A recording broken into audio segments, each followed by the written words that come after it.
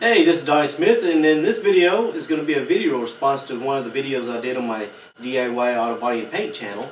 And I had a question, or several questions. I'm just going to respond back to some of those questions.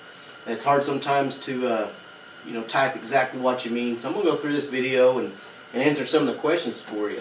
This video is the DIY methods for ghost flame effects, and this without using paint, where you find grit sandpaper. So I'll just start off with the first question and our comment, and we'll go from there. Turbo Cobra, he said, very cool. And if you haven't checked out Turbo Cobra's channel, be sure to check it out. He's restoring a Mustang, Naum as well. Very, very cool channel. You might want to check that out. Cecil6711 said, cool and easy, super trick. And thanks, Cecil.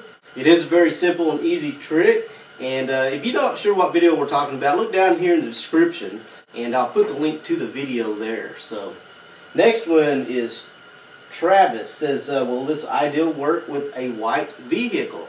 And that's a very good point, Travis, because if you sand clear coat, it's going to turn a whitish color. So it probably would not work as well on a lighter color as it's going to a darker color.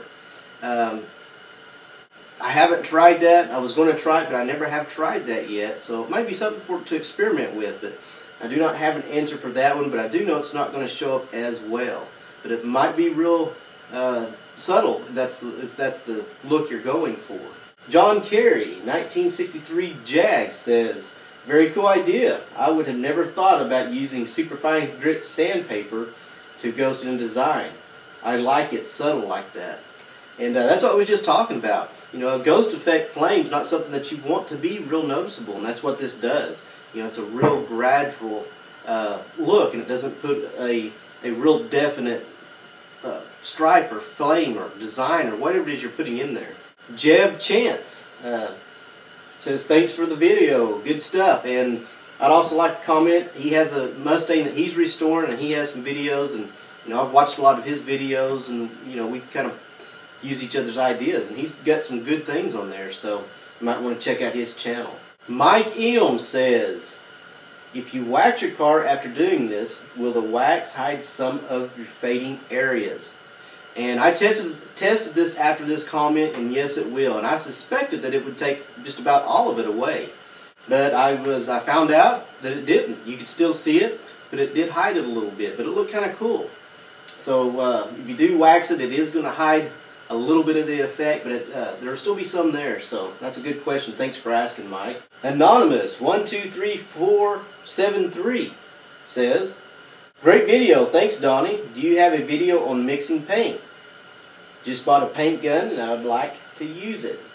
And yes, I do have a video on mixing paint. That's going to depend on the kind of paint you're using. They're all going to mix different depending on the manufacturer and the brand and kind of paint. But there are a couple videos I have for mixing paint, and I'm going to put those down in the description of this video.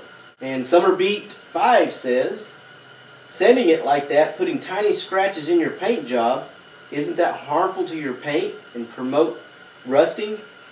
And the answer to that is no. I mean, this is real fine grit sandpaper. In fact, every car that's been painted in a body shop, just about all of them have some sanding on it. I mean, it's the grits that you use for sanding and cutting and polishing. It doesn't promote rust because you're not sanding through the clear coat. You don't want to sand through the clear coat. You're just sanding the top layer of clear just a little bit, and the clear is never sanded off.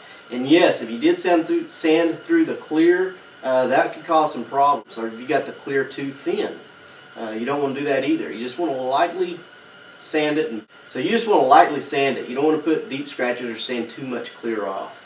Traumahawk 517 says, nice. Thank you. Thanks for watching the video. Appreciate it.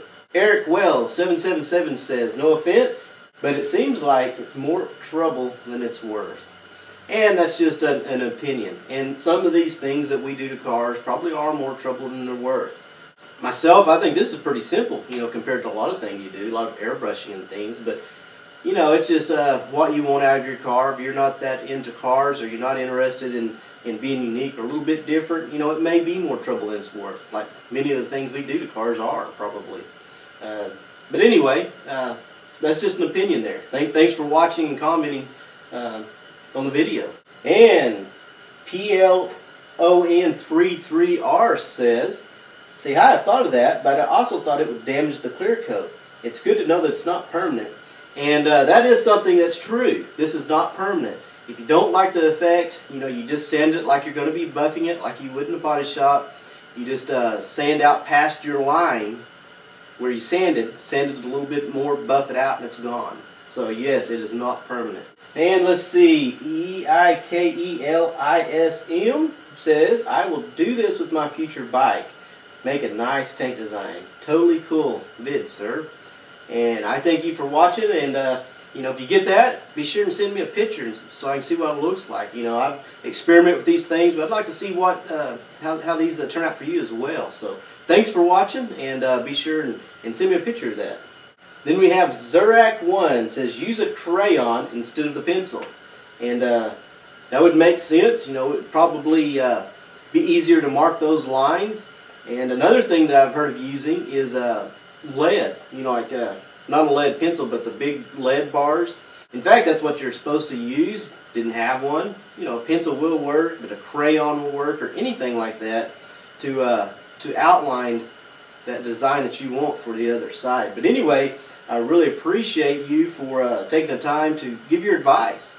I certainly don't know everything, and I comments like this, it's giving up their advice, is always appreciated, and I do thank you for watching the videos. But that wraps up all the questions and comments I have for this video.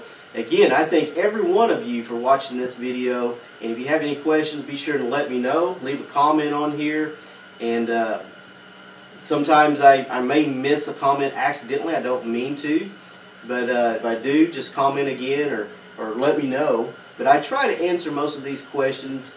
It may take me several days sometimes to get to that. I got a lot of things going on, so it takes me some time. But I do appreciate all your comments, your questions, and we'll talk to you next time.